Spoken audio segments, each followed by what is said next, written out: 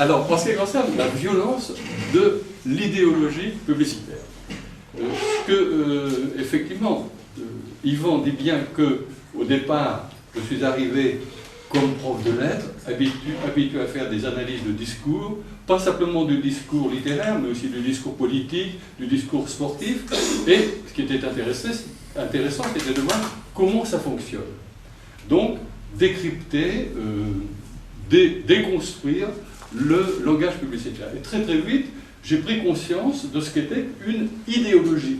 Ce langage, c'est pas simplement quelque chose, c'est pas simplement une technique de la signification, c'est aussi une manière d'instiller dans l'esprit des gens, de formater une vision du monde, c'est-à-dire une idéologie, une vision du monde qui est axée sur, évidemment, la consommation, la logique même, la philosophie même de la société de consommation.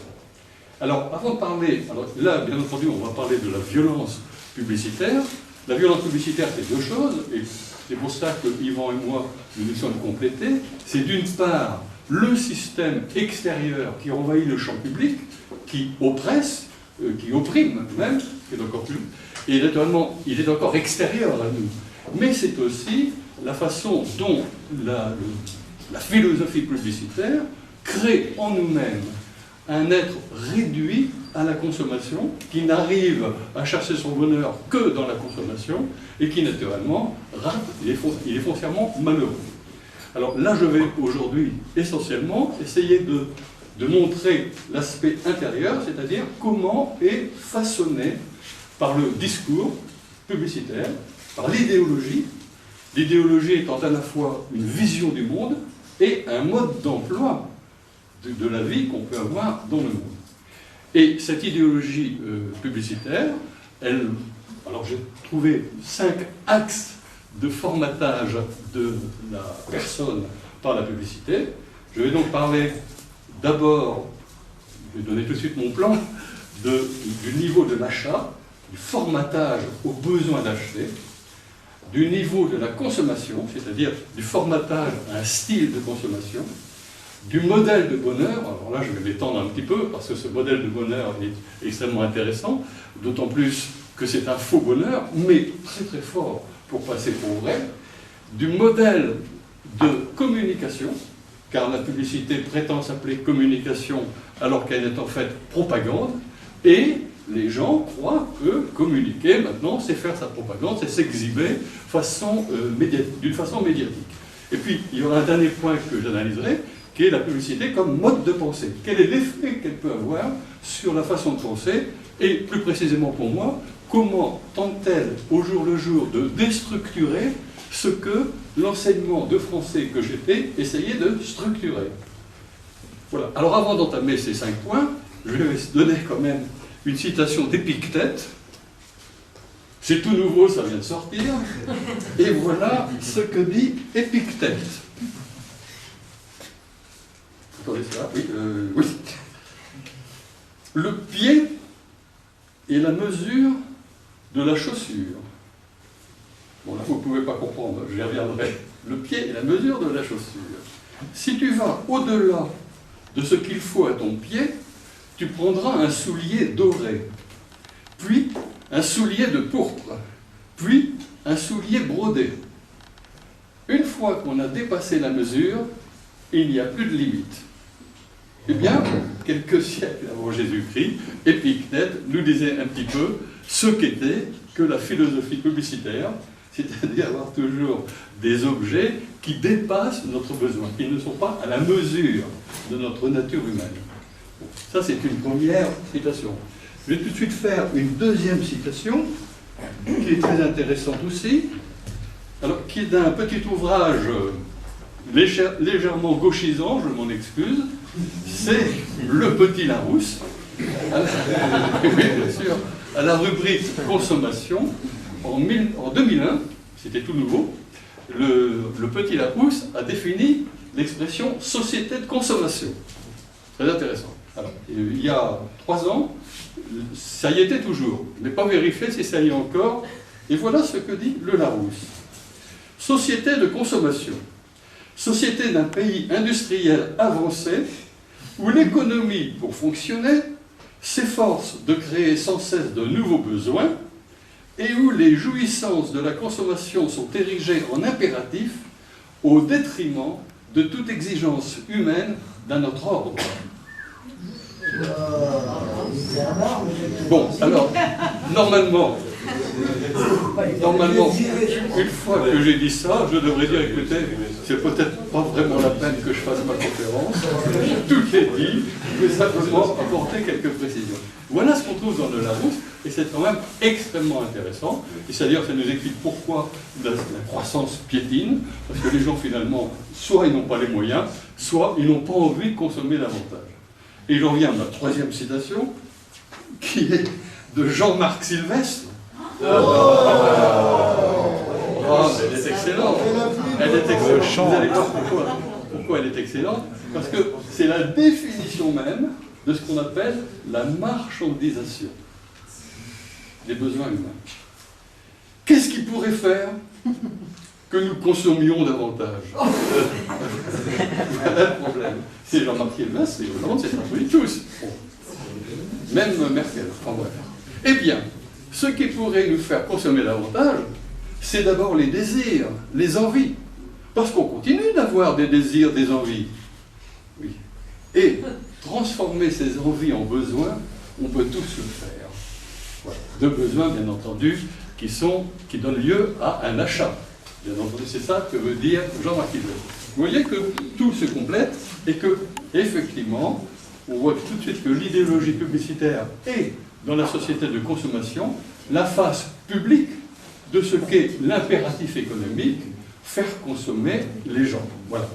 C'est-à-dire transformer des besoins, des désirs, des envies qui sont à tout autre ordre, comme dit si bien le Larousse, besoins marchands qui vont nous faire faire crac. Voilà, en allant acheter. Premier niveau, donc, de la modélisation de nos pulsions naturelles, le désir d'achat. Le désir d'achat, classiquement, bien entendu, c'est, tout le monde le sait, des publicités répétitives qui veulent attirer votre attention, attirer votre intérêt, susciter un désir et vous faire acheter. Très bien. À ce niveau-là, la plupart des gens disent « Oh, moi, je résiste très bien aux publicités. Je n'achète que ce dont j'ai besoin. » La question est à ce moment-là, comment savez-vous ce dont vous avez besoin? Quel est votre besoin? Et naturellement, cette question-là, on ne se la pose pas trop, parce que lorsqu'on se met à poser la question « quel est mon besoin ?», on finit par se demander si on a besoin de son besoin. C'est quand même quelque chose de très ennuyeux. Bon. Il y a une autre chose qui arrive aussi, c'est que, à partir du moment où on a un certain nombre de besoins qui sont plus ou moins satisfaits, on n'a plus envie d'avoir des besoins. On piétine. Et les publicitaires le savent d'autant plus qu'ils ont lancé une publicité, parmi d'eux, il y a quelques années, mais je vais citer que des slogans emblématiques. « Je n'ai d'envie que si l'on m'en donne ». C'est extraordinaire, car le fait d'assister à une société où les échats sont devenus des rituels pratiquement obligés. D'abord parce que tout le monde achète, d'abord parce que d'autres achètent un produit que vous n'avez pas, d'abord parce que toute la vie de la cité est échelonnée sur des fêtes, des saisons, des moments où il faut acheter telle ou telle chose, et où les publicitaires, sentant parfois que vous n'avez plus besoin d'acheter pour vous-même, jouent la carte du cadeau, acheter pour faire plaisir à d'autres.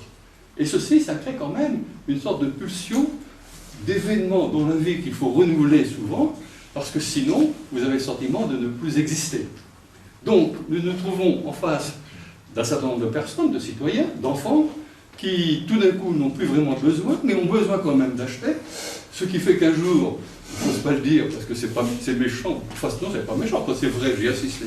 Une de mes collègues entre en salle de prof, elle se frappe le front tout d'un coup et se dit ah, il y a 15 jours que j'ai rien acheté. C'est vrai, hein. Je suis féministe, rassurez-vous, tous les misogynes. Non, mais ça fait rien, quand même. C'était quand même quelque chose d'extraordinaire. La fille d'un autre collègue, d'après ce collègue, me dit, pensez, ma fille est très généreuse, elle éprouve le besoin d'offrir une chemise tous les jours, mais tous les jours, elle a besoin d'en acheter une nouvelle. Voilà.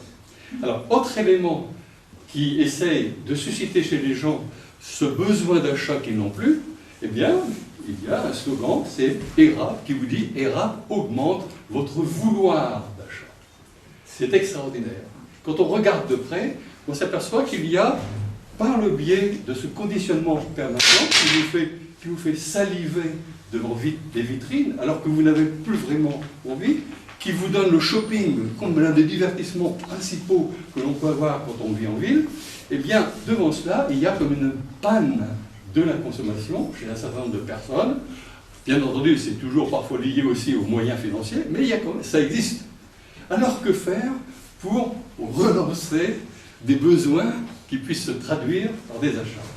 Vous avez un deuxième système qui est l'espèce de conduite, de style de consommation que toute publicité réunie, les publicités mettent en avant.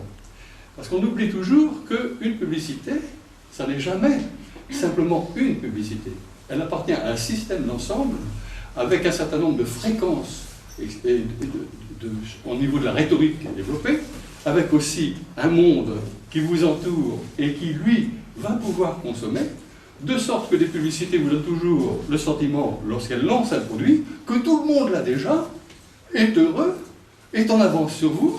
Comment? Tu n'as pas vu le Titanic? Bon, par exemple, pour les films, etc. Il faut avoir vu ce que tout le monde voit, il faut avoir acheté ce que tout le monde possède, et si vous jamais vous vous posez la question tout seul, mais pourquoi faire un portable? On vous regarde de travers, comment? Vous n'avez pas de portable? Je n'ai pas de portable. Comment? Tu n'as pas vu le Titanic? Je n'ai pas vu le Titanic. Bon, alors naturellement, parfois on se dit, oh je veux le voir, pas tellement que je sais de la publicité, mais pour pouvoir en parler avec les gens qui l'ont vu. Et d'une certaine manière, les publicitaires essayent, de ce moment-là, d'entrer dans vos conduites de vie et proposent des conduites de consommation à mimer. Le mimétisme est un des éléments essentiels de l'argument publicitaire. Donc on a un premier niveau de conditionnement, c'est le désir d'achat, vous êtes face au produit, vous êtes face à votre achat, à votre besoin. Un deuxième niveau, mais si vous n'avez pas besoin, parce que les autres ont acquis, ou semblent avoir acquis, ou semblent avoir aimé ce produit, eh bien, on va exciter chez vous ce qu'on peut appeler une sorte d'intimidation majoritaire. Si vous n'avez pas ce produit, vous allez être minorisé.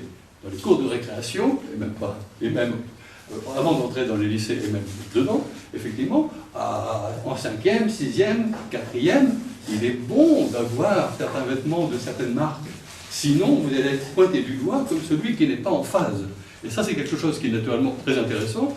La publicité joue toujours à l'idée que ce qui est nouveau est en progrès par rapport à ce qui est ancien. J'y reviendrai tout à l'heure en ce qui concerne la dialectique du vieux et du nouveau. Il est entendu que je me présente comme vieux. Alors, on ne croyait pas. Alors ça, c'était le deuxième point. J'aurais pu le développer, mais ce désir de consommation... Vous voulez peut-être un exemple de deux, non Oui, il y a cette idée, par exemple, que les produits de beauté. Bon, les produits de beauté sont une chose. Vous pouvez très bien être naturellement beau ou belle. La plupart des gens le sont. La plupart des femmes sont jolies. Il ne faut pas voir, il faut parfois trouver sous quel angle. C'est la même chose pour les hommes, etc. Mais il y a effectivement besoin, certains de produits de... Pourquoi des produits de beauté? Quand je disais, j'ai eu 3 filles, qui avaient 15-16 ans, tu n'as pas besoin de produits de beauté, tu es belle par nature, tu es belle à cause de ton âge. Pourquoi un produit de beauté? Eh bien, parce que la beauté ne serait être que produite. Pourquoi un jean? Parce que tous les jeunes portent un jean. Que vous soyez garçon ou que vous soyez fille.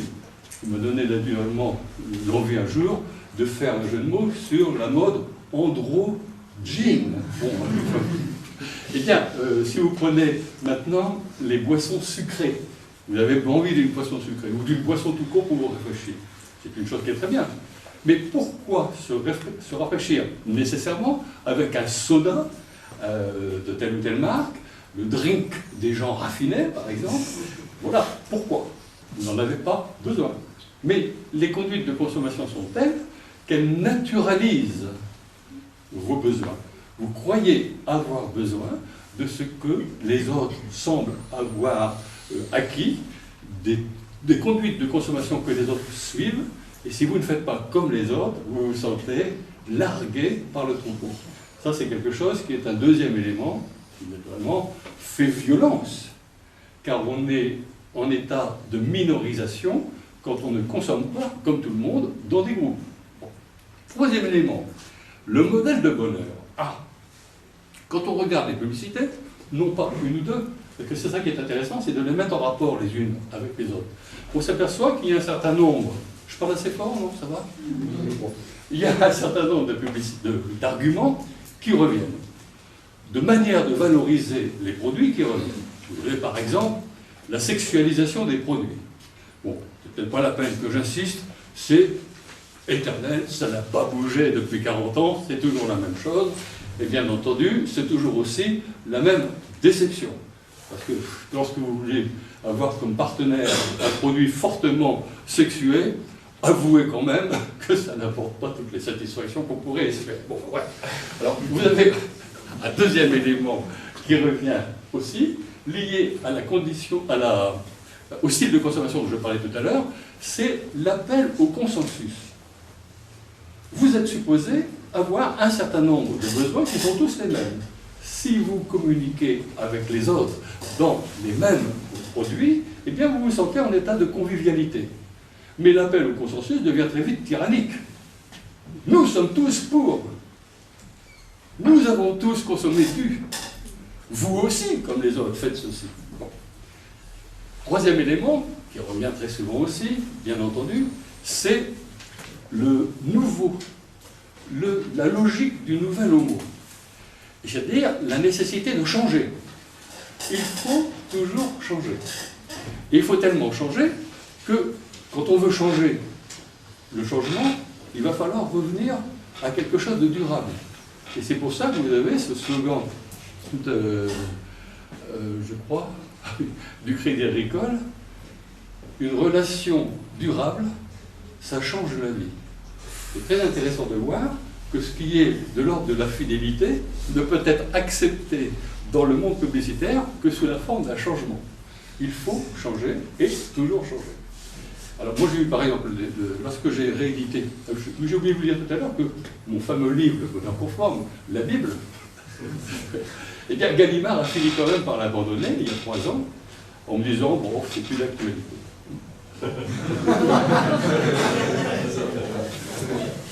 Alors, naturellement, c'est posé une question, j'ai essayé de voir d'autres éditeurs qui m'ont dit, il faut changer vos exemples.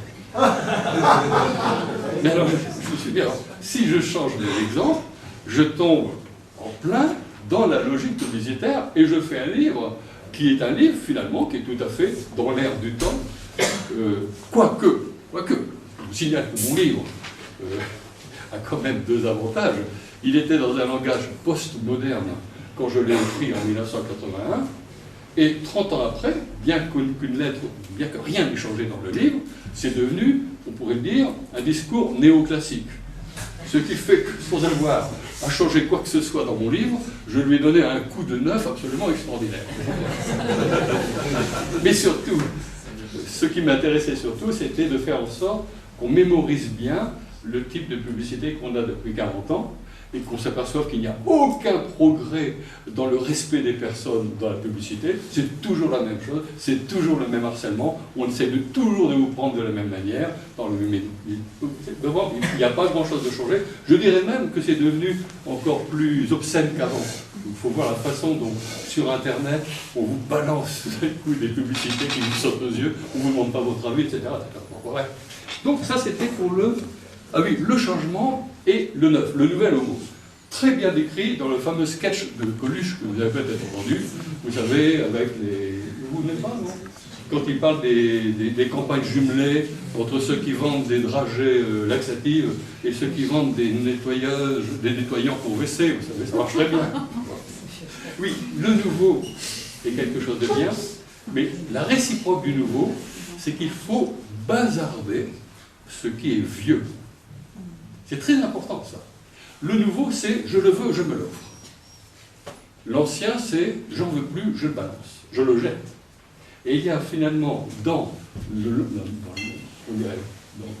l'usage de l'argument changement des publicitaires quelque chose qui correspond parfaitement à ce qu'on appelle l'obsolescence programmée.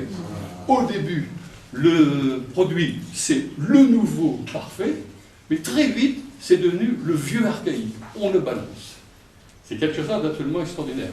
J'ai cité parfois la réaction d'un de mes petits-enfants quand il avait 3 ans,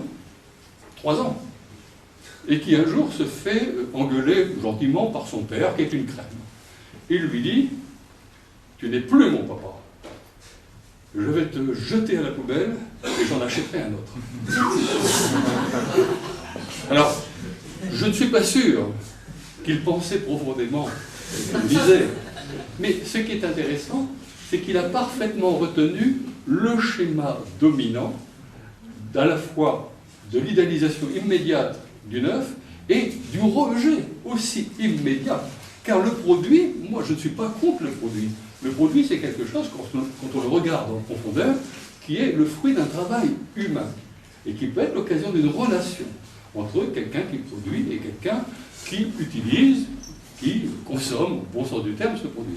Mais le produit tel que en publicité, coupé du producteur, coupé en fait du consommateur, ça devient une sorte de réalité vide qui est à la fois quelque chose qu'on va idéaliser en le couvrant de signes qui n'ont rien à voir avec ce qu'il est, et pour ensuite le jeter avec la même indifférence. Alors bien entendu, cette espèce d'attitude qui consiste à dire « je le veux, je me l'offre, j'en veux plus, je le jette », c'est tout à fait quelque chose de désagréable lorsque ça se met à essaimer dans les relations entre les êtres, et notamment avec les partenaires amoureux. Je le veux, je me l'offre, j'en veux plus, je le jette. Bon. J'en viens naturellement au 4e point, le devoir de plaisir. Je ne sais pas si vous êtes heureux ou pas, je ne sais pas si le mot plaisir vous fait plaisir, mais quand même, le problème des publicitaires, c'est qu'on nous offre comme plaisir des choses qui n'excitent pas forcément tout le monde. Mais voilà, et il faut être heureux à la manière des autres. Il y a un hédonisme publicitaire qui monte le plaisir qui le monte en pinacle, qui en fait vraiment le bonheur humain, alors que ça n'a rien à voir avec ça. D'abord parce que le plaisir, il faut en changer. Il y a un slogan qui dit « le plaisir, c'est changer de plaisir ». Deuxièmement, le plaisir est très souvent lié à des modes de vie, hédonistes de classe supposée aisée. La personne méprisable, eh bien, c'est le travailleur laborieux qui gagne ses sous en suant. Le pauvre paysan qui est quand même un peu gros, par opposition à la classe aisée qui possède les objets dernier cri et qui, du haut de ces objets, méprise le reste de la population. Il y a ça dans l'éloge du plaisir par les publicitaires. Et alors il y a naturellement un 5e point, toujours, c'est le fantasme du pouvoir. À force de parler de pouvoir d'achat, on oublie que l'achat est aussi le moyen d'acquérir du pouvoir. Le pouvoir d'appuyer sur un bouton qui va mettre en route une cafetière, une machine à laver, une voiture, etc. Mais le consommateur est quelqu'un qui est séduit très souvent dans son désir de pouvoir parce qu'on lui offre des objets, des machines qui vont démultiplier, si vous voulez, leur désir d'action. C'est quelque chose. Pourquoi est-ce qu'on aime bien les voitures qui vont vite? C'est extraordinaire de pouvoir s'adonner au mythe du centaure et de franchir des espaces. Eh bien, le publicitaire offre, sinon le pouvoir, du moins le mirage d'un pouvoir extraordinaire sur les objets et, à partir des objets, sur les gens, bien sûr. Il y a une publicité de 4x4 qui dit, textuellement, comme le slogan, « dominer le monde ». Mais bien entendu, lorsqu'on dit aux gens dominer le monde, ils sont dominés par les personnes qui leur disent de dominer. C'est un gros truc, bien sûr. Alors, je vous ai donné là quelques éléments qui reviennent souvent. Mais il y en a d'autres. Et il y en a même un qui est central, c'est l'héroïcisation du produit. Le produit est le héros de votre vie. Il n'y en a pas d'autre. Il n'y en a pas d'autre. Alors, regardez bien ici où ça va devenir compliqué. Le produit est le héros de votre vie, certes, mais pas simplement dans l'ordre matériel. Le produit, ce n'est pas simplement quelque chose qui va déboucher au lavabo. Le produit, c'est quelque chose qui va vous donner aussi, par exemple, je ne sais pas moi, l'intelligence de la création, la transgression révolutionnaire.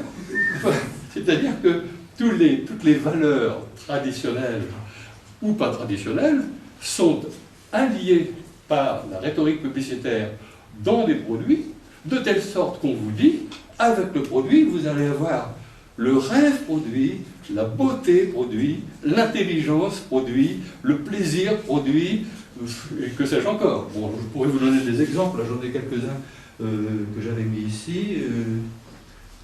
Ah ben non, ils n'y sont plus, c'est pas grave. Oui, oui, donc vous avez quand même, par exemple, Pharmaton Maximois. Voilà, révolutionnez vos placements. Vous avez un certain nombre de produits comme ça. Qu'est-ce qu'il y avait encore Ah oui, alors, parmi les valeurs centrales et essentielles, le produit, c'est la vie. Ben oui. Attendez, la vraie. Quand même, le produit, c'est aussi la vérité. La vérité, c'est bon pour la santé. Slogan d'une revue qui s'appelle Astroforme et qui vous révèle ce que les astres savaient, que vous ignoriez, sur l'avenir qui doit être le vôtre. Donc, la vérité, c'est la santé. La liberté. Le produit, c'est la liberté. Attendez, je vais encore à celui-ci. Voilà. La liberté. Une idée qui est dans l'air. Alors c'est très intéressant de voir que la liberté, l'amour de la liberté, est justifié par le fait qu'elle est à la mode. Vous pourriez très bien avoir la dictature, une idée qui est dans l'air du temps. Et toutes les valeurs peuvent être comme ça, mises. Alors je vais vous montrer celle concernant la plus classique concernant le sexe et la publicité. Là, voilà. Vous ne l'avez pas vu dans un des livres dans un des casseurs de pub, non? Ça vous a fait. Ah, c'est qu'on parle de sexe, les gens sont intéressés. Alors bon, dans la revue Stratégie, il y a des annonceurs qui viennent dire aux publicitaires ou aux autres, venez faire de la publicité chez nous. Et Playboy, ainsi que lui, ça date d'il y a 40 ans, mais ça ne fait rien, c'est simplement, font de la publicité pour dire aux annonceurs, venez faire de la publicité de vos produits chez nous, vous allez pouvoir motiver pas mal de nos clients. Pourquoi? Eh bien, vous allez comprendre avec le texte que je vais vous lire. La volupté inachevée, la possession imaginée sont créatrices de tensions, naturellement résolues par leur transfert sur ce qui est possible, réel. Les magazines, lui, et Playboy, dans lesquels la beauté, le luxe sont à la fois offerts et obtenus, dénouent nécessairement les pulsions qu'ils font naître en les tournant vers le contenu publicitaire du support, transformant l'objet du désir en désir de l'objet. Wow. C'est intellectuel. Le texte est, il faut le dire, assez remarquable. Bien sûr. Alors, je vais vous lire. Ce jeu de miroir où le rêve et le vécu s'échangent apparaît comme le mécanisme le plus subtil que l'on puisse concevoir pour orienter l'esprit vers l'action, la consommation, donc l'achat. Alors vous pouvez admirer cette gradation magnifique vers l'action, la consommation, l'achat. Ça, c'est ce qu'on entend très souvent. Alors, parmi les valeurs qui sont consacrées, il y a bien entendu la libération de la femme. Ah bah oui. Alors là, je vous donne une publicité un peu plus récente, qui a simplement une quinzaine d'années, pour la journée, naturellement, de la femme, début mars 2001-2002, je ne sais plus, dans un journal qui s'appelle Le Monde, voilà, 8 mars, Journée internationale de la femme, 8 mars 2002. C'est tout récent, 13 ans, il y a 13 ans, il y a 12 ans. Alors, la marque Simone Perel a voulu s'associer à la libération des femmes. Elle a raison, et voilà effectivement ce qu'elle veut dire pour célébrer la femme. Et vous remarquez que dans son anatomie, cette femme a un petit détail concret qu'on ne voit pas parce que ça manque, mais quand on y réfléchit un certain temps, moi j'ai mis du temps, au bout de 3 jours, je me suis dit, mon Dieu, mais où est sa tête? C'est une femme, et oui, c'est une femme sans tête. Moi, je ne suis pas tout à fait comme les autres. La première chose qui m'intéresse chez une femme, c'est le visage. Bon, enfin, je ne dis pas que je m'arrête forcément là. Mais alors là, je me suis dit quand même, il y a un manque fondamental. Je ne sais pas ce que vous en pensez. Il me semble que les femmes ont une tête. On parle même de femmes de tête, un esprit dans la tête, un cerveau disponible, comme tout le monde, un cerveau en état d'alerte. Bon, très souvent. D'ailleurs, j'ai épousé une femme, je suis né d'une femme, j'ai eu 3 filles, et je peux vous dire que là, l'intelligence règne. Bon. Alors, je m'en suis inspiré d'ailleurs, parfois. Voilà donc, en ce qui concerne, quelques valeurs associées. Mais, il y a une valeur fondamentale qui est associée au produit, et qu'on oublie très souvent, c'est, je vous le dis, eh bien c'est le moi. Le moi. La publicité vous donne une identité. Exactement. Alors, moi et mon auto, on déteste l'incognito. Pharmaton Maximois. On est tous vaches qui rient. Je me suis vu dans la redoute. Ma crème, c'est tout moi. Ma corsa, c'est moi. En Duvernois, je suis moi. Être qui ou rien. Être digne jusqu'au bout. Si t'es pas Gémeaux, tu le deviendras. Ah oui, reventez-vous la vie. Je suis palmolive, ça se lit sur mon visage. Attendez, il y en a encore. Ah oui, la publicité du 4x4. Un 4x4, écoutez votre âme. Oh. Bon, alors il y en a plein d'autres, je ne vous les dis pas toutes. Ah oui, il y a aussi celle-ci, bien sûr, que vous connaissez. Soyez différents. Pensez Pepsi. Alors, naturellement, j'en ai réuni un certain nombre. Regardez bien, vous allez voir comme le jeu, le moi, est développé dans les publicités en liaison avec l'identité. Bien entendu, donner l'identité aux gens à travers le produit, ça veut dire qu'en dehors du produit, ils n'ont pas d'identité. Ils ne sont rien, ce sont des personnes vides. Alors, il y en avait une qui m'avait beaucoup plu, malheureusement, je n'ai plus que la photocopie, c'est dans une revue, il y a quelques années, une revue qui promettait l'idéal. Ça, c'était, sur la page de gauche, soif d'idéal. Vous voyez, une jeune fille, comme j'en rêvais quand j'avais déjà 15 ans, voilà, et naturellement, qui tend vers le 7e ciel, pour moi, et que j'ai rencontré d'ailleurs, nous vivons ensemble, nous avons 3 enfants et 9 petits-enfants. Donc voilà, soif d'idéal. Alors naturellement, on va dire comment désaltérer cette soif. Alors, à la page de droite, on explique. Ça devient fin d'essentiel. C'est fin d'essentiel, je ne raconte rien, Alors, comment est-ce qu'elle va? Alors, voilà le texte qui explique. Envie d'être moi. Et là, je le mot. Envie qu'on pense à mes fins de moi. Enfin, moi, c'est pas tellement moi. Enfin, envie de m'y retrouver. Mais surtout de me retrouver moi. Envie d'être exigeant, sourcilleux, économe, dépensier. Remarquez que c'est une femme qu'on a vue, et c'est un homme qui parle. C'est bizarre. Si je peux, quand je veux, et surtout, envie d'être heureux. Il paraît qu'il y a des endroits quand même que faire comme ça. Et rester soi. J'ai envie. Je vous connaissez Géant? Géant. Alors, vous avez là, très exactement, vous l'avez tout de suite reconnu, ce que Marcuse appelle la désublimation répressive. Bon, il y en a qui font des têtes. En 1968, j'étais déjà jeune. il y avait un monsieur, un philosophe qui était beaucoup lu, parce qu'il avait écrit un livre qui s'appelle « L'homme unidimensionnel ».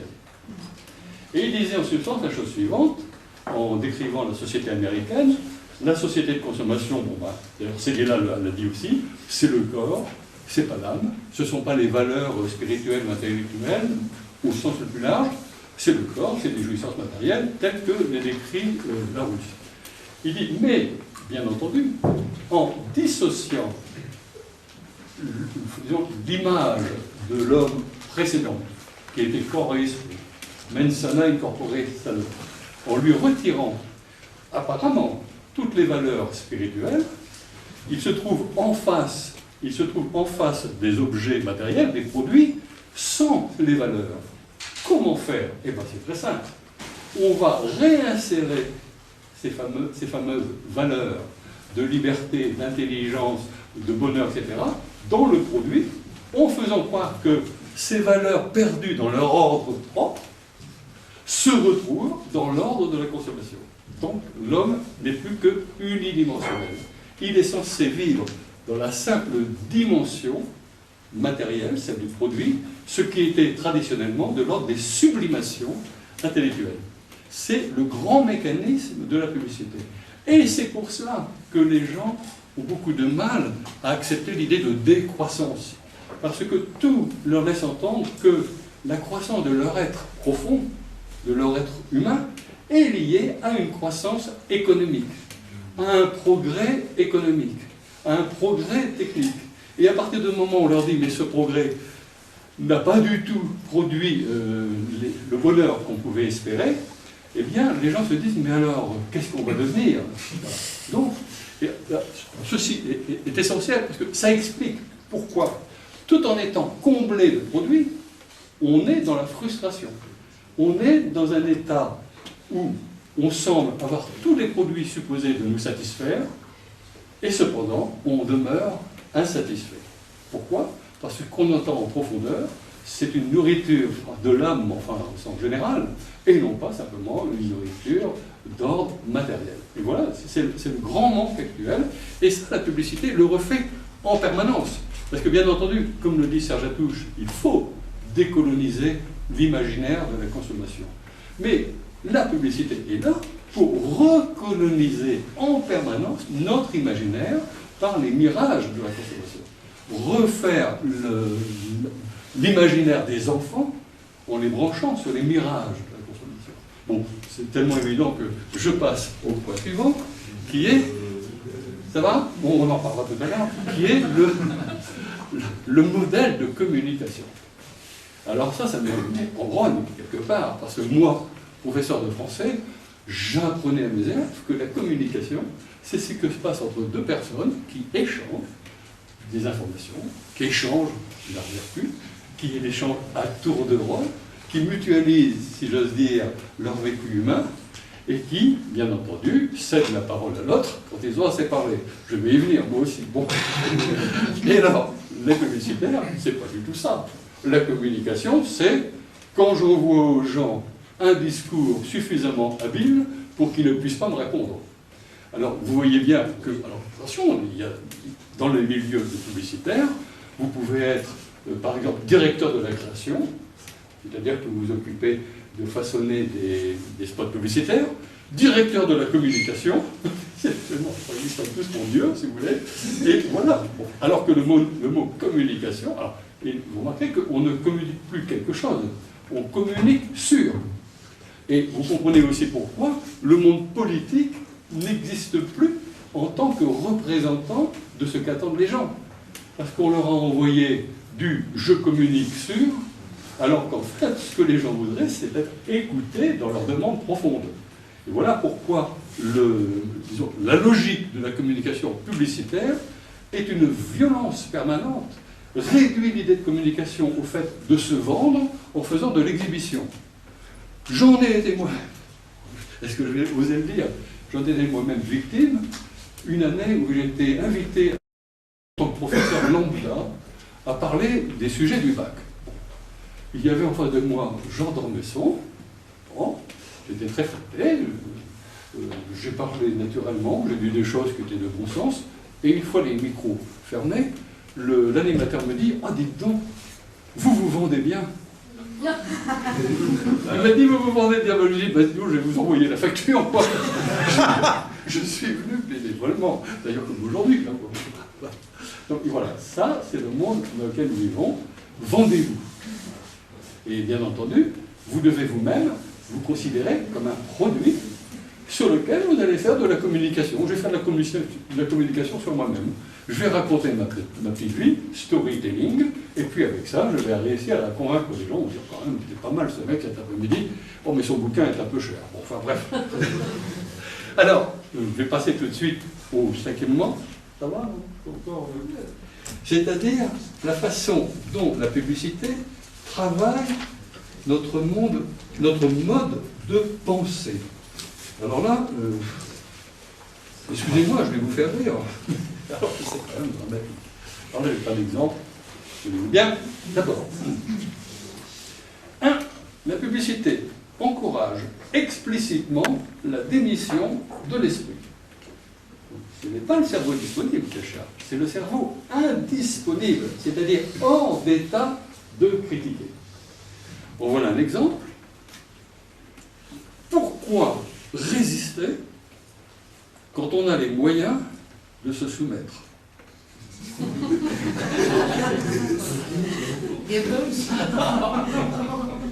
C'est pas moi qui dis. Tant qu'à subir la publicité, autant l'aimer. J'ai dit ça pour le réveiller. Hein. Voilà. Laissez vos sens prendre le pouvoir. Je l'ai dit tout à l'heure, la vérité c'est bon pour la santé. Deuxième élément, chaque fois que la publicité utilise le mot esprit ou le terme pensée, c'est toujours à propos d'une conduite d'achat. Exemple, l'esprit Shopping, pense à ce que tu bois, Gloria, le concentré d'idées, l'esprit frais, l'esprit d'aujourd'hui, Fleury-Michon, la caisse d'épargne, ils ont changé, mais c'était comprendre les gens pour comprendre l'argent. Je vous ai dit soyez différents. Alors vous avez aussi bien entendu un slogan que vous avez entendu, je pense, si vous avez la mémoire. Je suis en Europe, donc je pense en euros. Voilà quelques exemples, il y en a plein d'autres. À un moment, j'en ai lu, je ne l'ai même pas en tête, quelqu'un qui dit, mais finalement, la publicité ne cherche pas à vendre des produits maintenant, elle cherche à vendre du sens. Oui, carrément. Ah oui, les gens ont besoin de sens. Donc on ne va pas se contenter de leur vendre des produits, on va leur vendre du sens. Parce qu'ils ont besoin d'avoir l'air de comprendre quelque chose, de progresser intellectuellement. Moi, là, je suis venu vous vendre du sens. Gratuitement. Alors ensuite, ça n'est qu'un début, la publicité se livre, bien entendu, à des moyens qui sont des moyens tendant à court-circuiter la réflexion rationnelle, la réflexion critique. Par exemple, la visualisation à tout prix. L'image règne en publicité. C'est l'image qui, en tant que telle, a une puissance d'adhésion que vous ne pouvez pas, quand vous la recevez, que vous ne pouvez pas, disons, éloigner de vous. Vous ne pouvez pas distancier. L'image est quelque chose qui entre dans votre flux psychique directement. Edgar Morin disait cela à propos de la magie du cinéma. Ce qui est très fort dans le cinéma, quand on est dans une succession d'images, c'est qu'elles entrent dans le flux naturel de nos pensées et de nos images, de telle sorte qu'il est très difficile de les mettre à distance et de, finalement, se défaire de ce à quoi elles nous portent. Même chose pour une certaine musique rythmée. Bien sûr, le rythme, c'est une bonne chose, la musique, c'est une chose extraordinaire, mais il y a quand même quelque chose dans la musique qui tend, si j'ose dire, au niveau rythmique, au niveau viscéral aussi, de vous emporter bien au-delà de ce que vous voudriez faire.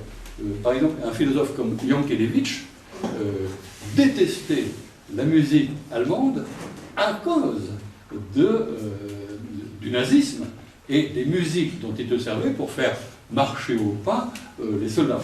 Et il disait, Jankélévitch, philosophe, disait, il y a quelque chose de paradoxal dans la musique, c'est qu'elle nous entraîne, elle joue sur nous indépendamment de notre capacité intellectuelle. Bon, c'est pas vrai de toutes les musiques, il y en a qui disent que Jean-Sébastien Bach fait penser. Mais je vous signale quand même que il m'est arrivé de faire un voyage de classe avec les élèves qui mettaient de la musique techno, et au bout d'un certain temps, les trois profs que nous étions, disaient, vous ne pourriez pas changer un peu de musique? Alors ils nous ont concédé un quart d'heure, donc on s'est dit, allez, on va prendre les 4 saisons du Vivaldi. On a pris les 4 saisons du Vivaldi. Et au bout de 10 minutes, ils nous ont dit, ça nous prend la tête. Enfin, toujours est-il que la musique est quelque chose, alors bien entendu, les leitmotivs en musique, on appelle ça je sais plus, il y a un nom technique qui m'échappe, mais ça va être. Alors, je vais en venir maintenant à un autre aspect de la rhétorique publicitaire, qui est l'emploi des figures de style que sont en particulier la tautologie et le principe de contradiction. Alors, il faut naturellement que je la retrouve. Vous savez bien entendu, bon, on va commencer par le principe de contradiction. Voilà quelques slogans publicitaires. Quand de rêve, ça ne change rien, et c'est ça qui change tout. Vous avez vu tout à l'heure que le mot changement, il faut bien entendu qu'il soit. Bayard Presse, ça vous change des livres. Choupi, la tradition, c'est tendance. La laitière, le fromage blanc de campagne, ce qui est nouveau, c'est qu'il est comme autrefois. La bourse, exhibant le marteau et la faucille, et si la bourse profitait à tous. Un vêtement a pour slogan la mode de l'authenticité. Une campagne CFDT a pour slogan ceci n'est pas une publicité.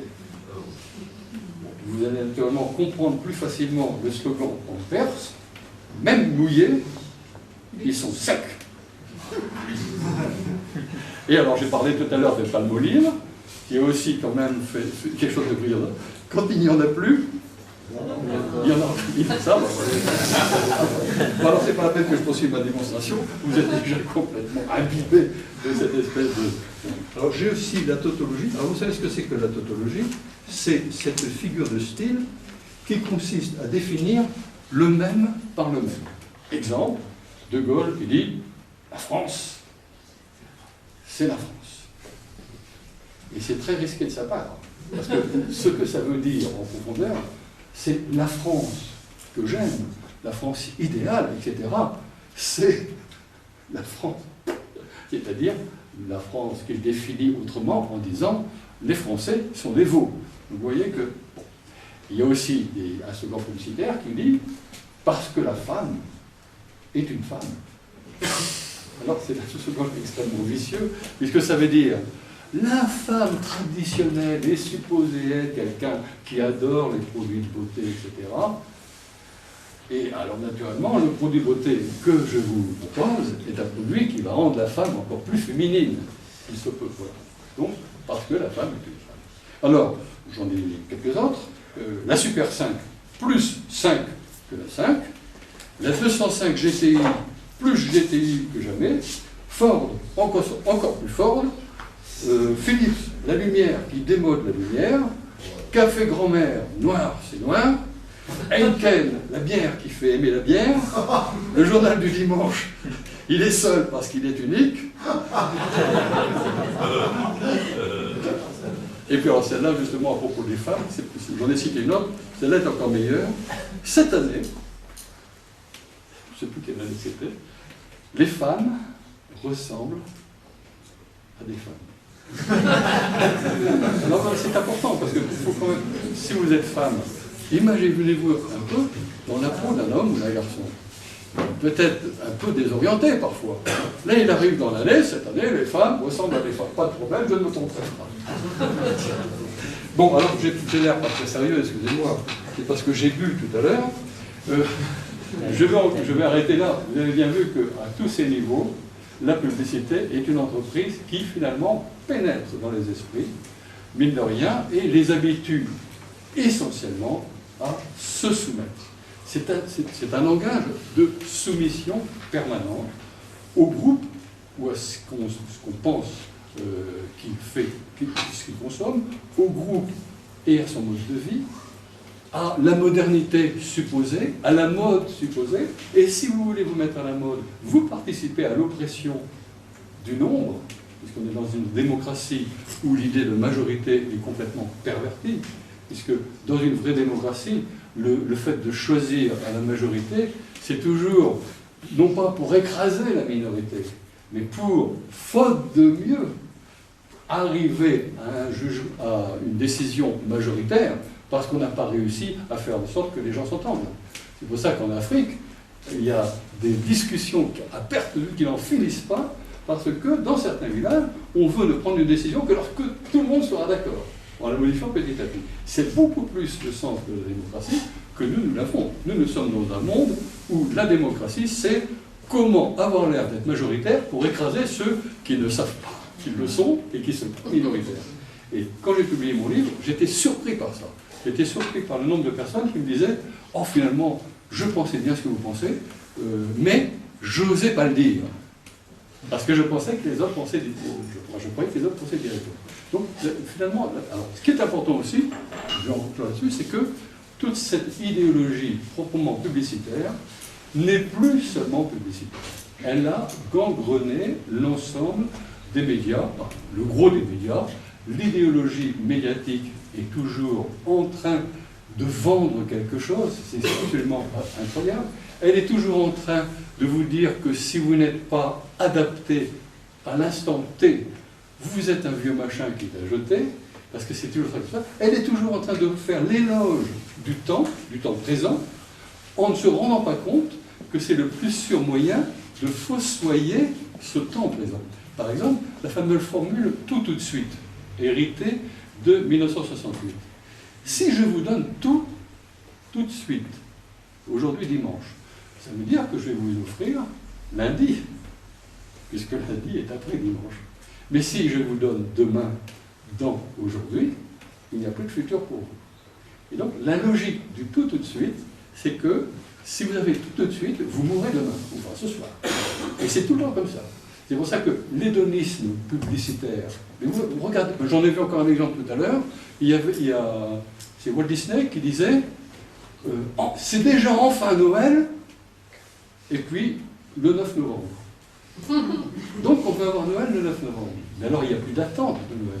Quand j'étais tout petit, il y avait l'attente, tout petit, encore plus petit que ça, hein, bon, il y avait l'attente de Noël, l'attente des cadeaux, mais l'attente des cadeaux, bon, ça venait du Père Noël, c'était quelque chose auquel on pensait depuis des semaines.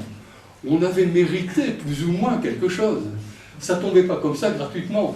C'était une attente, et c'est cette attente d'ailleurs qui fait partie du désir et qui produit un gros bonheur. Un désir satisfait sans qu'il n'y ait eu d'attente, c'est un désir qui ne rend pas heureux, parce que, bien entendu, ça n'est qu'une envie.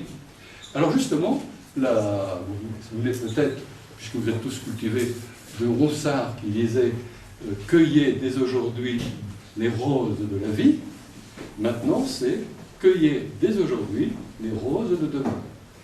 Et demain, il y aura donc plus de planète. Nous allons vers l'effondrement. Je l'arrête là. On applaudit.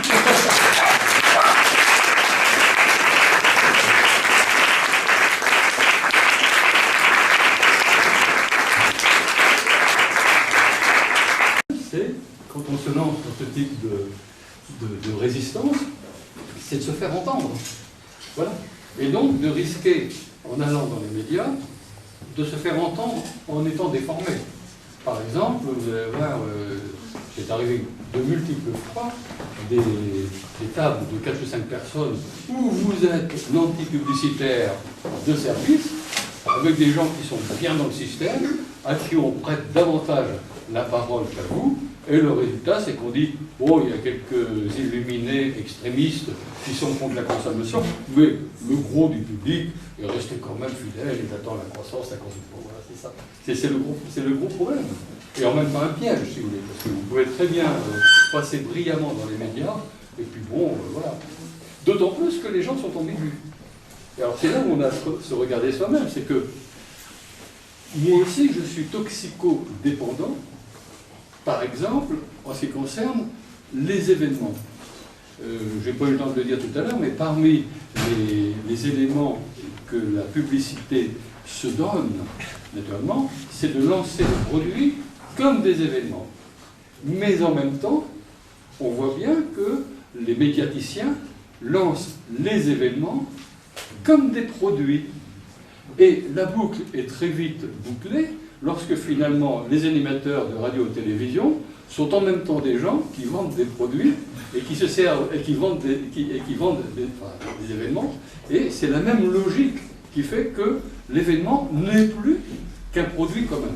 Et vous apercevez que lorsqu'on est en été, il y a de moins en moins d'événements. C'est bizarre. Voilà. Parce qu'on est heureux. C'est pour ça que les politiques s'entourent de plus en plus de communicants. Oui, pardon, c'est bon. Je dis les politiques s'entourent maintenant que de communicants. Bien sûr. C'est avec, on ne va pas directement, on a même des entreprises, on a affaire qu'à leurs communicants. Oui. Bon. Qui communiquent sur. Oui. Et qui conseillent mal, c'est surtout pour les politiques. Oui. Et moi, dans le sein des études en économie, j'ai eu certains travaux qui faisaient état d'une relation entre bonheur et croissance. La relation entre des économies que les longues, il y a assez longtemps, qui essaient de faire mettre en relation bonheur et croissance, notamment les parents, plus ou moins les pays européens avec les pays. Oui, comme j'avais dit tout à l'heure, par exemple, avec le mythe du progrès fondé sur un certain nombre d'inventions technologiques. C'est vrai qu'il y a des technologies qui sont extrêmement fortes, compliquées, mais ce n'est pas parce que quelque chose est techniquement évolué ou en progrès que l'usage qu'on va en faire va nous rendre plus heureux. C'est là où est le problème. On croit toujours qu'on confond toujours évolution et progrès. Ça, c'est vraiment une confusion systématique au niveau des médias. Voilà. On voit bien qu'il y a des gens qui vivent avec des niveaux de consommation bien moindres, avec des outils beaucoup moins élaborés, et qui finalement les maîtrisent mieux et sont plus heureux avec. Bon, il n'y a pas de rapport direct entre les deux. Et, bon, on pourrait en parler longtemps, mais bon, je fais aussi partie, vous avez, je pense que vous connaissez, vous avez connu la revue Casseurs de pub, vous lisez peut-être le journal de la joie de vivre qui s'appelle La décroissance, et qui est totalement complémentaire de ce que fait RAP, parce que bon, ça, la création du journal La décroissance, comme vous le savez, enfin je vous le rappelle si vous ne le savez pas, ça vient d'un publicitaire qui à Lyon travaillait chez Publicis durant la semaine et qui militait dans des réseaux écolos le week-end. Et un beau jour, il s'est dit, ce que je fais en tant qu'écolo, ça va directement dans le sens contraire de ce que je fais en tant que publicitaire. Il était quand même directeur artistique. Donc, d'ailleurs, c'est lui qui a fait cette rentrée sans marque que vous voyez là-bas, ou arrête de consommer, qui est là. Bon, tout ça, c'est lui qui a fait ça. Et alors, un beau jour, il a fait le pas. Il a dit, j'arrête. Il s'est mis à vivre au SMIC à peine. Et puis, il a lancé la revue Casseurs de pub. La revue Casseurs de pub a été lancée en 99, fin 99, et avait produit un petit spot publicitaire de 30 secondes qui montrait la Terre qui, à force de manger, éclatait. Et naturellement, cette spot publicitaire a été refusée par la régie publicitaire des chaînes TV au prétexte qu'il ne vendait rien. alors qu'il y a des publicités dites d'intérêt général qui, elles, ne vendent rien non plus. Bon, voilà. Et donc, il a lancé Casseurs de pub, et au bout de 2 ans, il s'est dit, bon, on casse la pub, c'est bien, mais la publicité est le produit de la société de consommation, qui a besoin d'elle pour se maintenir dans l'être, si j'ose dire, et donc, il faut qu'on réfléchisse à un autre type de société qui ne soit pas centré sur la consommation perpétuelle, le progrès dans la consommation, et donc qui ne soit pas centré sur la croissance. D'où l'idée de faire une revue qui s'appelle La décroissance. Moi, à cette époque-là, j'ai reçu quelque chose d'important, j'avais fait, si j'ose dire, j'avais viré ma cutie en ce qui concerne la publicité, mais en ce qui concerne le type de société, je n'étais pas encore prêt à penser qu'une société de décroissance, non seulement était désirable, mais allait se produire de toute façon, compte tenu des limites naturelles de la croissance. Et effectivement, moi j'aurais aimé qu'on mette un trait d'union entre dé et croissance, pour signifier que ce contre quoi l'on s'opposait, ce n'était pas sur l'idée de croissance, tout le monde veut croître, tout le monde a envie de devenir, sinon plus, du moins mieux. Et même, on le désire tellement qu'il arrive à un âge où on s'aperçoit qu'il y a une décroissance inévitable. Bon, moi, je viens d'entrer pour ma 75e année, et je me dis, quand même, j'ai encore un peu de chance, parce que mes neurones ne sont pas complètement encore estompés, mais ça va venir, oui. Donc, j'ai pas envie de décroître. Personne n'a envie de décroître. Mais par contre, adhérer à la décroissance économique, ça, c'est bien entendu quelque chose d'autre. Oui. Je crois que vous avez écrit sur George Orwell. Pourriez-vous nous en dire quelques mots sur le rapport de l'œuvre de George Orwell et l'animation publicitaire? Oui, alors en ce qui concerne George Orwell, j'avais l'habitude d'enseigner dans mes classes deux livres fondamentaux du XXe siècle, Le meilleur des mondes et 1984. Comme j'avais écrit avec un ami, un Jacques Brel, dans la collection Profil d'une œuvre, en 1979, chez Hatier, j'ai proposé qu'on fasse ensemble un profil d'une œuvre sur 1984. Ça nous a été refusé. On nous a dit pourquoi. Restez assis. Un représentant a dit 1984, en 1985, ça sera dépassé. C'est des choses qui ne s'inventent pas. Je vais vous en donner une autre. J'ai fait avec cet ami un ouvrage sur Jacques Brel qui était terminé en 1973. En 1976, comme ça ne paraissait pas, on est allé voir le directeur des éditions Hatier. Il lui a dit « Messieurs, votre ouvrage, non, votre produit est bon. » C'est la première fois que je m'apercevais qu'un livre était un produit. Pour moi, c'était une œuvre de l'esprit. Toujours est-il que mon copain a laissé tomber. Moi, je me suis dit, puisque c'est comme ça, je vais faire le profil d'une œuvre sur 1984. Et donc, j'ai fait, là, ce que je voulais faire, c'était une analyse de 1984 pour bien montrer l'actualité de ce livre. Parce que c'était déjà l'époque où les gens disaient, les pays de l'Est, pratiquement, c'est terminé. 1984, ça n'existera plus, et il n'y aura plus jamais de dictateur, etc. Alors que c'est complètement faux. Si vous prenez les éléments un par un de tout ce qu'il y a dans 1984, vous apercevez que ça s'applique, mais vraiment de façon fascinante à la réalité actuelle, à commencer par le fameux trou de mémoire. Vous avez dans 1984 des spécialistes des archives qui sont obligés de jeter des archives dans un trou de mémoire, tout ce qui est plus conforme à ce qu'est la modernité. C'est-à-dire que c'est une société qui, pour établir un empire absolu sur les gens à l'instant T, supprime le passé, parce que les gens, dans le passé, peuvent trouver des résistances, des modèles, des idées qui leur permettent de combattre l'actualité. Et moi, je suis aussi, alors naturellement, le héros de 1984, à un moment, lorsqu'il reçoit le faux résistant de la dite fraternité, qui lui dit « À quoi devons-nous voir ?» Il lui dit « Au passé ». Parce que le passé, alors ça c'est encore un truc du là, le passé n'est jamais le passé. Nous sommes tous du passé vivant. Nous sommes tous pétris de notre double tradition gréco-latine et judéo-chrétienne, à travers les textes, à travers la langue, à travers l'étymologie de la langue. Quand on parle d'hypermarché, c'est grec. Quand on parle de supérette, c'est latin. Bref, le passé est toujours là, il est toujours en nous. Et dans le passé, il y a eu une foule de possibilités, il y a eu une foule de graines d'avenir qui ont donné la société actuelle, mais il y en a plein d'autres qui auraient pu donner d'autres types de sociétés. Donc l'idée n'est pas de faire du passéisme, mais d'aller chercher dans le passé des graines d'avenir. Le passé, c'est une immense réserve de graines d'avenir. Et s'il y a une chose qui est pas mal dans notre temps, c'est toutes les recherches qu'on fait pour redécouvrir les civilisations. Dans le livre, dans le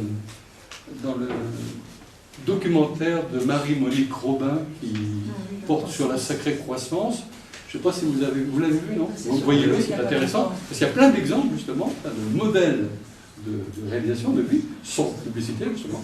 Et notamment, il y a des villages qui se sont... qui ont rétabli des communs, c'est-à-dire un tiers de la surface du terroir qui est consacré à tout le monde. Du bois, où chacun peut aller, etc., des promenades, des communs. On rétablit ce qui était habituel dans les sociétés d'antan, qui consistait bien entendu pour les paysans à avoir des terrains, si possible, une propriété privée, mais on gardait un espace public créatif, enfin productif, qui était les communs. On est en train de retrouver ça. C'est quand même extraordinaire. Donc, et tout ça. Il faut regarder le passé avec ce regard-là, bien sûr. Les biens communs. Oui, le bien commun. On appelait ça les communs directement, et c'était le bien commun, bien sûr. Alors qu'actuellement, on est en train de tout privatiser, et c'est ce qu'on appelle la marchandisation, bien sûr. Est-ce qu'il existe des groupes, je dirais plus basés sur des groupes de parole, des groupes de désintoxication, je dirais publicitaire, etc. Parce que finalement, on ne s'attaque pas trop à ça au niveau psychologique, parce que, entre guillemets, on est complètement absorbé de l'enfance par ça. Et comment se désintoxiquer par ça? Est-ce qu'il y a certains, je ne sais pas, psychologues ou de psychologie qui s'intéressent à ça? J'ai un peu l'impression qu'ils sont un peu dans la psychologie scientifique. C'est un peu dans le mode néolibéral, il n'y a pas vraiment voilà. Donc je pense que peut-être c'est une voie, enfin je ne sais pas, Faites appel aux gens qui se sentent aussi allés chez vous. Moi je peux bien vous faire un groupe. Moi je pense qu'effectivement on peut se désaliéner en commun. Enfin, certaines personnes peuvent faire sur eux-mêmes ce travail, mais on ne peut se libérer qu'ensemble. C'est sûr. Dans ce sens, justement, est-ce que vous travaillez déjà avec les gens qui travaillent sur le BNB au lieu du PNB, donc le bonheur national brut, qui est un indice qui a été retenu au bout du temps? Disons, l'ensemble des personnes qui produisent des textes pour la décroissance, naturellement, manipulent, réfléchissent sur ces questions d'empreinte écologique, de bonheur, etc. Il y a aussi l'indicatif de bien-être. Enfin, oui, il y a plusieurs indicatifs de cet ordre-là. Bon, pour essayer de faire prendre conscience aux gens qu'actuellement, on a une empreinte écologique qui n'est déjà plus supportable pour la planète Terre. Bon, là, il y a des gens qui font cette réflexion. Mais, si vous voulez, la réflexion ne peut pas porter simplement sur ce qu'on pourrait faire, parce qu'on le sait bien, par exemple, pour le climat, ce qu'il pourrait faire, mais sur ce qui fait qu'on ne le fait pas. Qu'est-ce qui fait? Justement, j'allais terminer ma question, donc je voulais dire, est-ce que vous travaillez avec ces gens-là, et est-ce que vous travaillez par exemple avec des groupes comme celui de Émergence ASBL, c'est le groupe avec Mathieu Ricard, Christophe André et quelques autres, qui tous les ans à Bruxelles, fin septembre, organisent plusieurs jours de réflexion, avec des penseurs justement comme vous ou comme d'autres dans d'autres directions, Jean-Marie Pecq, etc. Et ce serait à mon avis très intéressant que vous travailliez avec eux. Moi j'ai participé à la décroissance, à la revue Anthropia, qui est une revue théorique sur la décroissance. Mais moi, je suis un minable prof de lettres. Je me suis intéressé à la publicité au départ pour faire de l'analyse de discours. J'ai vu que, comment j'ai quand même des préjugés humanistes fortement ancrés. C'est pour ça, parce qu'on ne vous a pas dit non plus que j'avais fait une école de commerce et qu'à la fin de cette école, je me suis reconverti pour faire une agrégation d'être moderne. HEC en l'occurrence, bon, eh bien, actuellement, sur le plan de la réflexion pour une société nouvelle, ce n'est plus mon truc, je suis sec, j'ai rien à dire, enfin bon, c'est aux gens dans leur ensemble à essayer de trouver ça. Et donc j'écris des choses plutôt littéraires, des fictions, des choses. Mais il y a plein de gens qui font ça, qui réfléchissent à ça.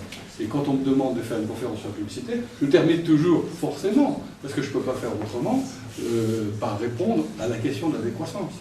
Et je me souviens d'un jeu, enfin, c'est intéressant, parce que un jour j'avais tellement convaincu, pas converti, une dame qui était dans le public, elle me dit, suis tout à fait d'accord avec vous, mais alors voilà, j'ai un micro-ondes, j'ai un lave-vaisselle, j'ai deux lave-linges, j'ai deux télés, etc., etc.